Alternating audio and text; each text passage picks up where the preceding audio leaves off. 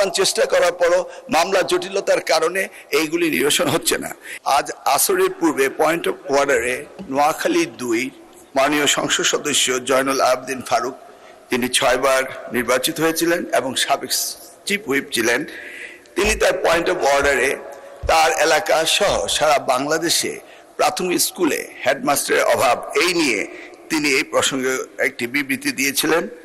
তার উত্তরে বলতে চাই, মাননীয় স্পিকার, 32,500 নয়, এই যাবৎ এরপরে আরো 2600, এরপর আরো 17,000 এই শিক্ষক নিয়োগ বিভিন্ন মামলার জটিলতার কারণে আমরা এই নিরসন করতে পারছি না। আজকে 4 মাস হতে চলল এই মন্ত্রণালয়ের দায়িত্ব পেয়েছি। প্রথম সপ্তাহ থেকেই এই আদালত পাড়ায় এই মামলার জটিলতা নিরসনের জন্য চেষ্টা করেছি, কিন্তু জানি না এখন পর্যন্ত অ্যাপিলেট ডিভিশন থেকে কোনো কজ লিস্টে এগুলি আসছে না এবং সারা বাংলাদেশে এই শিক্ষকের অভাব সকলেই বলছে। এক লাইটেই নিশ্চিন্তে চলে দিনের পর দিন। Walton emergency bulb, the best emergency bulb.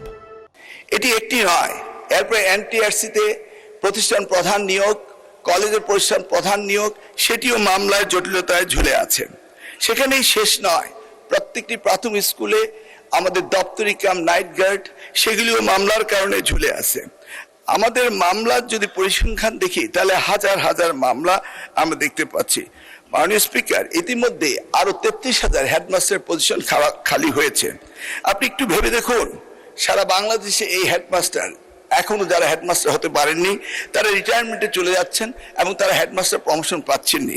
আমি মাননীয় সংসদ সদস্য এবং সকলে অবগতির জন্য বলছি, আপ্রাণ চেষ্টা করার পরও মামলা জটিলতার কারণে এইগুলি নিরসন হচ্ছে না। ইতিমধ্যেই আবার প্রাথমিক স্কুলের প্রশাসনিক বদলির কথা বলা হয়েছে। আমি মাননীয় সংসদ সদস্যদের জ্ঞাতসারে বলতে চাই, এগুলি উপজেলা এবং জেলা এবং বিভাগ পর্যায়ে পাঠিয়ে দেওয়া হয়েছে। মাননীয় স্পিকার, আমরা সকলেই জানি education is the essence commodity for everybody. অতএব সকলে এই বিষয়টি গুরুত্ব দেয়। আপনার মাধ্যমে আমি এই বিষয়টি সকলকে অবগত করলাম। ধন্যবাদ আপনাকে মাননীয় স্পিকার।